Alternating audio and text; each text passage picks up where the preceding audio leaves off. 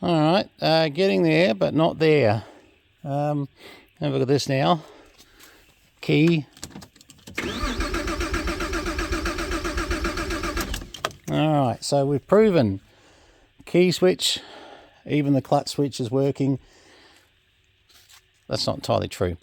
Clutch switch actually, let me just prove that. Clutch switch may not have, they actually have a brake switch on these things. But, geez, it's dark out here, isn't it? Maybe some lights. There you go. So that's with the clutch switch in. What's worrying me is I'm not seeing that jump in that fella there, which is one of the sensors on the motor sometimes, but the fact that we may have an inhibit, you know what, that light's annoying, isn't it? The fact we may have an inhibit. Alright, so just for my Porsche mechanic mates, I know there's a couple of you looking at this. This will not be of general interest to everybody. So what we're basically doing is jumpering the, so I've had to use something a bit thick. It's a bit thin to start a motor with. And basically what happens is, so when I put the relay in there, working relay, it's seeing something coming in on these two lines here, the yellow and black and the red and blue, is that? Yeah. Now, for this car to start, or to be able to start, I'm going to have to trace these lines back here, and I guarantee they probably go back to the immobilizer module or back to the main computer in there. Something's still not sort of talking correctly, because what's happening at the moment is we're getting like like putting volts on the starter motor. We're getting that sort of happening, and that's good. But unfortunately, 9 times out of 10, that'll be a Porsche relay that's giving you trouble. Not me. No. There's unfortunately a problem that's to do with the other two contacts here. So I'm going to need to just work out why we're getting that inhibit coming off those two. But at least we're a little bit further along. So yeah, this will just be a short video. It's really an update to be like a part 2. But I need to, tonight I'll suss out the wiring for that. I think, so what did we say? Hang on, sorry. Blue and red, yellow and black. Blue and red, yellow and black. All right. Hang on, need my torch. Big torch. Sometimes it's that simple. I mean, you go to the wiring diagram would be the ultimate way to do this. But you can have a quick look and say, you know, do I have anything that makes sense with that? And especially because this is where George cut off a lot of the wiring. Not George, sorry. Sorry, George. It wasn't you. Sorry, mate. It's George. Actually, nameless. Doesn't matter. I just want to see if... See, they would have been tapping in to try and do central locking here. Right, okay, so... red and blue. So we do have a red and blue.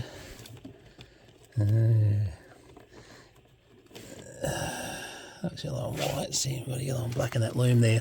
Because I'm just guessing at the moment that it probably goes back to this immobilizer, because that really has everything to do with the switching. When I get inside, I'll pull the circuit. And, gee, it's so dark out here. Yeah, it's yellow. Is that yellow and black? Sorry, it's just shadows here. A bit terrible.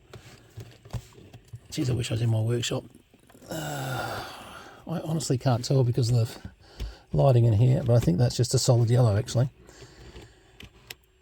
So if we've got a red and blue... Oh, there's the yellow and black. There it is, right there, right in front of me. Okay, so, yeah, we do have them coming back to here. So, let me just show you what that means. Okay, just had to disconnect the battery to the car, so I've got no power or anything at the moment. But this is the board that could be giving us all our trouble. The problem I've got with that is that this sat on a hoist for 2 years before it had the fault. So it wasn't actually ever outside. We went to start it after approximately 2 years on the hoist. It was about that long. Oh, let's have a look. But yeah, now I've had this out before and having a quick look. cleaned the connectors. There wasn't even the remotest sign of a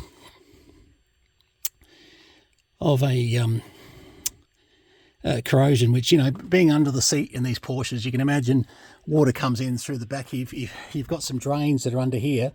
If those drains aren't regularly cleaned out, water makes its way down the back, down the side here, and sometimes does find its way into this little fella here. But yeah, look, there was never any sign of that. That being said, I'm going to need to run a meter over it again and just check.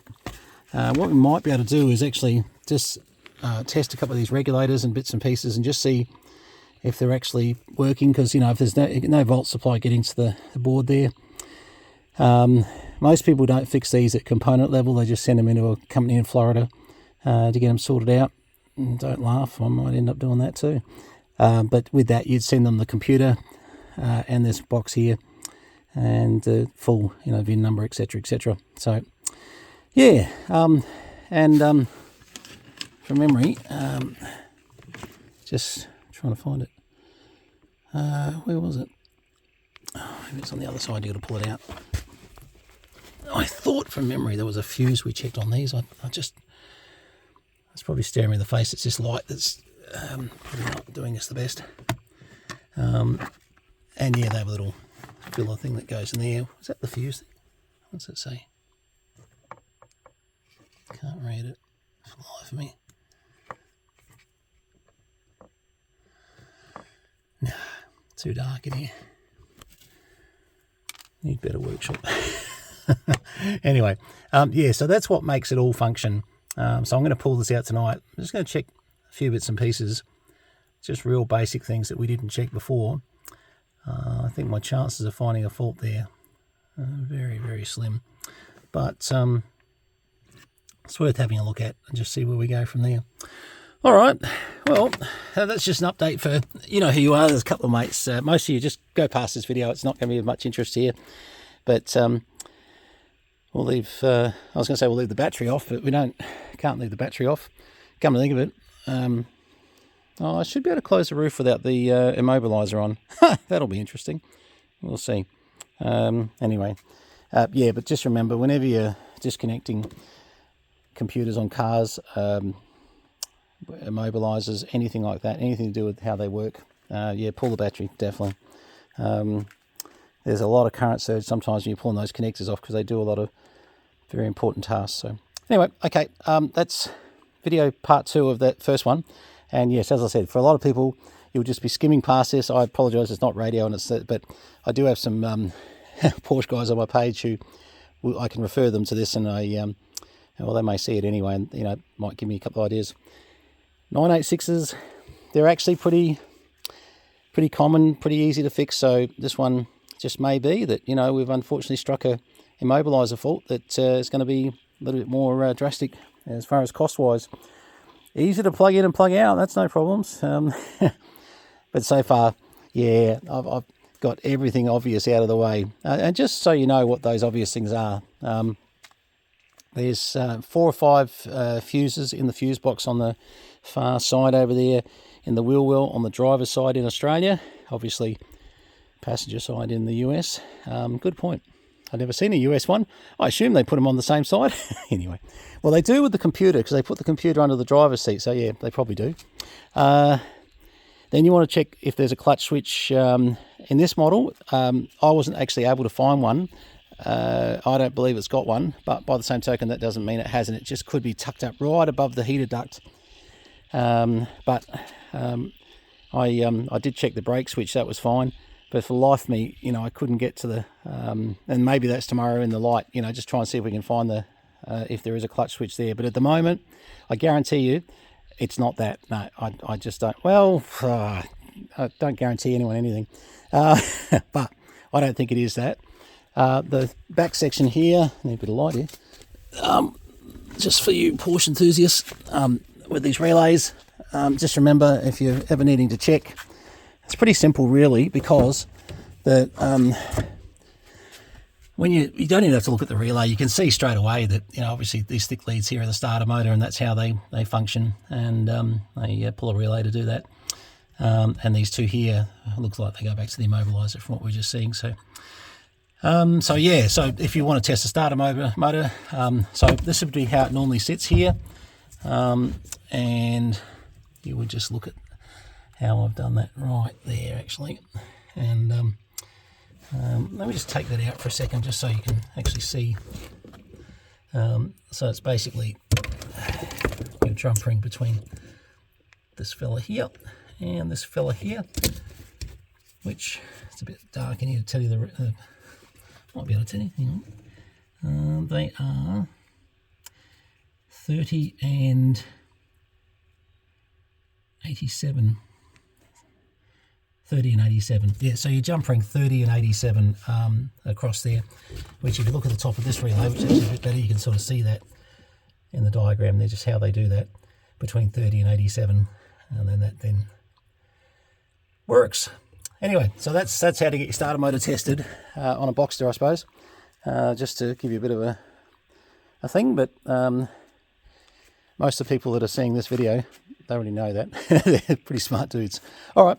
Thanks, guys. Yeah, any suggestions? I got a bad feeling. I think it's going to come down to something's gone wrong in that immobiliser, but something just makes me think, why? When it was sitting, honestly, when it was sitting on top of this hoist for 2 years, how did moisture get into that? I doubt that very much. And what a coincidence if it did die. You know, I just don't know. Not into, anyway. And we didn't help things by having my mate come in and cut a whole lot of wiring in there. And look, I understand what he was doing, but unfortunately, I probably should have explained to him a bit better that wiring was in there for the central locking. All I wanted to check was to make sure that the alarm didn't have an immobiliser in it that was actually, for some reason, telling the car not to start. Anyway, next time I'll know better. All right, 73s, guys. All the best. Cheers.